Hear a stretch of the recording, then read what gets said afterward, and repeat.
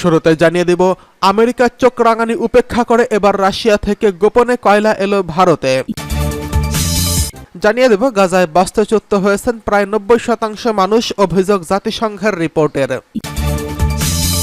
এদিকে গাজায় যুদ্ধবিরতি নিয়ে হামাসের প্রস্তাব যাচাই করে দেখছে ইসরায়েল, আসছে যুদ্ধবিরতির সম্ভাবনা। সর্বশেষ জানিয়ে দেব, আসন্ন প্রেসিডেন্ট নির্বাচন, বাইডেন সরে দাঁড়ালে সম্ভাব্য প্রার্থী হিসেবে এগিয়ে থাকবেন কমলা হ্যারিস। এবার আমেরিকার চোখ রাঙানি উপেক্ষা করে রাশিয়া থেকে গোপনে কয়লা এলো ভারতে।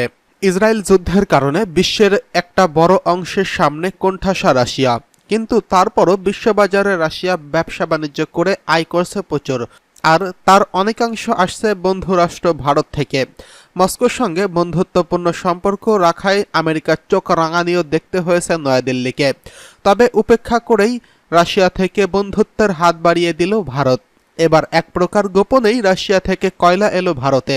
জলপথে নয়, ট্রেনে করে রাশিয়া থেকে টন টন কয়লা পৌঁছালো দেশটিতে। একটি নয়, দুটি ট্রেন ভর্তি কয়লা এসেছে। দিন কয়েক ধরেই আন্তর্জাতিক উত্তর দক্ষিণ ট্রান্সপোর্ট করিডর হিসেবে আলোচনা চলছে। বিভিন্ন প্রতিবেদনের সূত্রের খবর, ওই করিডর ধরেই কয়লা ভারতে পৌঁছেছে। ওই করিডরকে মাল্টি ট্রান্সপোর্ট করিডর বলা হয়ে থাকে, কারণ রেলপথ ছাড়াও সড়ক ও জলপথ ব্যবহার করা হয় এই যাত্রাপথে। রাশিয়া থেকে ইরান হয়েই কয়লা বোঝাই ট্রেন এসে পৌঁছায় চাবাহার বন্দরে।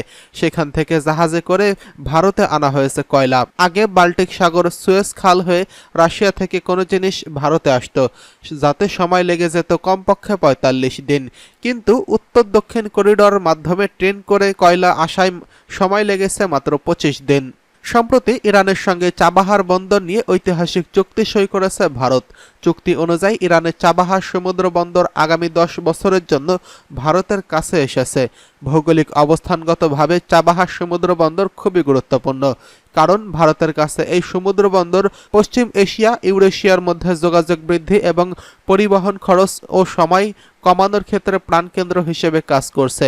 এই চুক্তির পর অনেকেই দাবি করছিলেন, চাবাহার নিয়ন্ত্রণ পাওয়ার পর আফগানিস্তান, ইরান হয়ে রাশিয়া পর্যন্ত জলপথ পরিবহনে আধিপত্য প্রতিষ্ঠা করতে পারবে ভারত। পাকিস্তানকে পাশ কাটিয়ে আফগানিস্তান ও পশ্চিম এশিয়ায় পৌঁছতে বিকল্প রাস্তা হিসেবে চাবাহার বন্দরকে ব্যবহারের পরিকল্পনা করছিল ভারত। সম্প্রতি রাশিয়া থেকে কয়লা আমদানিতে গুরুত্বপূর্ণ ভূমিকা নিল এই বন্দর।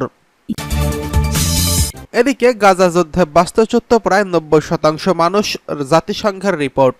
ইসরায়েল ও হামাসের মধ্যে গত বছরের 7 অক্টোবর শুরু হওয়া সংঘর্ষের পর গাজা উপত্যকায় প্রায় 90% মানুষ অন্তত একবার বাস্তুচ্যুত হয়েছেন। জাতিসংঘের মানবাধিকার সংস্থা এই তথ্য জানিয়েছে। জাতিসংঘের মানবিক কার্যক্রম বিষয়ক সমন্বয় দপ্তরের ফিলিস্তিন অঞ্চলের প্রধান আন্দ্রেরা ডি ডোমিনিকো গতকাল এক সংবাদ সম্মেলনে জানান, গাজায় প্রায় 19 লাখ মানুষ এই সংঘর্ষের ফলে বাস্তুচ্যুত হয়েছেন। ডোমিনিকো বলেন, আমাদের অনুমান অনুযায়ী 7 অক্টোবর থেকে গাজায় প্রতি 10 জনের মধ্যে 9 জনই অন্তত একবার তাদের বাড়িঘর ছেড়ে যেতে বাধ্য হয়েছেন। অনেকেই 10 বার পর্যন্ত বাস্তুচ্যুত হয়েছেন। বাস্তুচ্যুত মানুষের সংখ্যা বেড়ে যাওয়ার কারণ হিসেবে তিনি বলেন, গাজায় আগে 17 লাখ মানুষ বাস্তুচ্যুত ছিল বলে ধারণা করা হতো। এরপর রাফা ও উত্তরাঞ্চলে আক্রমণের ফলে এই সংখ্যা আরও বেড়ে গেছে।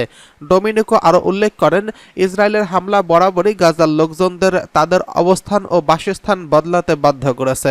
গাজায় 19 লাখ মানুষ বাস্তুচ্যুত মানুষের বাইরেও আরও অনেক মানুষ ভয় ও আতঙ্কের মধ্যে দিন কাটাচ্ছেন। প্রতিদিন তারা আশাহীন হয়ে পড়ছেন।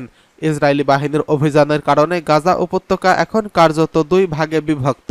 OCH এর তথ্য অনুযায়ী উপত্যকার উত্তরাঞ্চলে প্রায় 3 থেকে 3.5 লাখ মানুষের বসবাস, যারা দক্ষিণে যেতে পারছে না। যুদ্ধ শুরুর পর থেকে আনুমানিক 1,10,000 মানুষ গাজা থেকে রাফা ক্রসিং দিয়ে মিশরে পালিয়ে যেতে সক্ষম হয়েছেন, কিন্তু মে মাসের শুরুর দিকে এই সীমান্ত পথ বন্ধ করে দেওয়া হয়। ডোমিনিকো জানায়, এই মানুষদের একটি অংশ মিশরেই আছেন এবং বাকিরা অন্যত্র চলে গেছেন। গত 7 অক্টোবর হামাসের হামলার পর থেকে ইসরায়েলি বাহিনী গাজায় হামলা চালিয়ে যাচ্ছে। ইসরায়েলের তথ্য অনুযায়ী হামাসের ওই হামলায় ইসরায়েলে 1195 জন নিহত হন এবং 251 জন জিম্মি করে গাজায় নিয়ে যাওয়া হয়। ইসরায়েলি সামরিক বাহিনী জানিয়েছে, এই জিম্মিদের মধ্যে 116 জন এখনও গাজায় আছেন এবং 42 জন মারা গেছেন। গাজার স্বাস্থ্য মন্ত্রণালয়ের তথ্য অনুযায়ী ইসরায়েলের হামলায় এই পর্যন্ত প্রায় 38,000 মানুষ নিহত হয়েছেন, যাদের বেশিরভাগই নারী ও শিশু। এবার গাজার যুদ্ধবিরতি নিয়ে হামাসের প্রস্তাব যাচাই করে দেখছে ইসরায়েল। আসছে যুদ্ধবিরতির সম্ভাবনা। প্রায় ৯ মাস ধরে চলমান গাজা উপত্যকার রক্তক্ষয়ী সংঘর্ষ বন্ধে হামাস নতুন একটি প্রস্তাবনা দিয়েছেন। ইসরায়েল বর্তমানে এই প্রস্তাবনা মূল্যায়ন করছে। কাতারের মধ্যস্থতায় ফিলিস্তিনি স্বাধীনতাকামী সংগঠনটি এই প্রস্তাবটি তুলে ধরে। ইসরায়েলি কর্মকর্তারা জানিয়েছেন, গাজায় আটক ইসরায়েলি নাগরিকদের মুক্তির প্রস্তাব নিয়ে হামাসের মন্তব্যসমূহ যাচাই করা হচ্ছে, যা শিগগিরই এই বিষয়ে সিদ্ধান্ত জানানো হবে। গাজার মানবিক পরিস্থিতি ক্রমেই সংকটজনক হয়ে উঠেছে। বেসামরিক প্রাণহানির সংখ্যা বেড়ে যাওয়ায় আন্তর্জাতিক সম্প্রদায় উভয় পক্ষের উপর যুদ্ধবিরতির জন্য চাপ সৃষ্টি করছেন। সম্প্রতি যুক্তরাষ্ট্রের প্রেসিডেন্ট জো বাইডেন গাজায় শান্তি প্রতিষ্ঠার জন্য একটি ত্রিস্তরীয় পরিকল্পনার উপস্থাপন করেছেন। হামাস দাবি করছে, গাজায় স্থায়ী যুদ্ধবিরতি এবং ইসরায়েলি সেনাদের সম্পূর্ণ প্রত্যাহার। অন্যদিকে ইসরায়েল দাবি করছে, গত বছরের ৭ই অক্টোবর হামাসের হামলায় যারা জিম্মি হয়েছেন তাদের মুক্তি না দেওয়া পর্যন্ত তাদের অভিযান বন্ধ হবে না।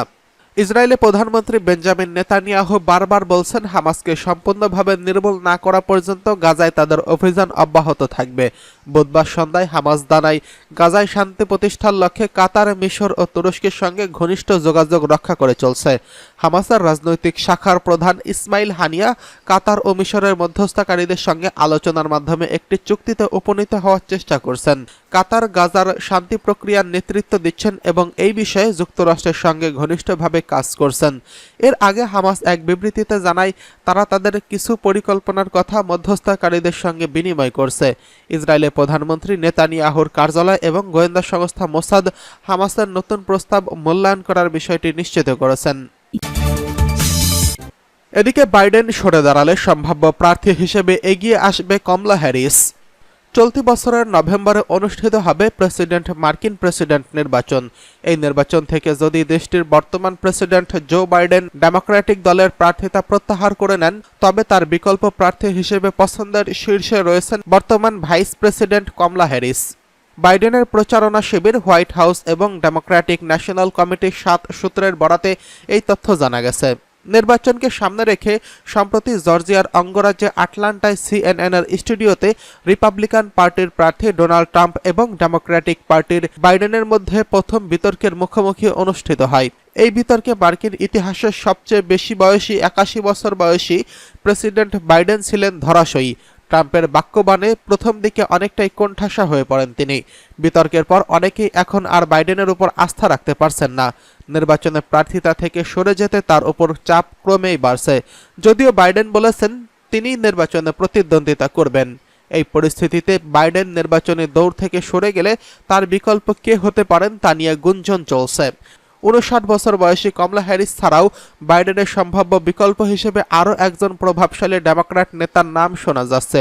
তাদের মধ্যে ক্যালিফোর্নিয়ার গ্যাভিন নিউমাস, মিশিগানের গ্রেচেন হুইটমার এবং পেনসিলভানিয়ার জোশ শাপিরোর মতো গভর্নরদের নাম রয়েছে।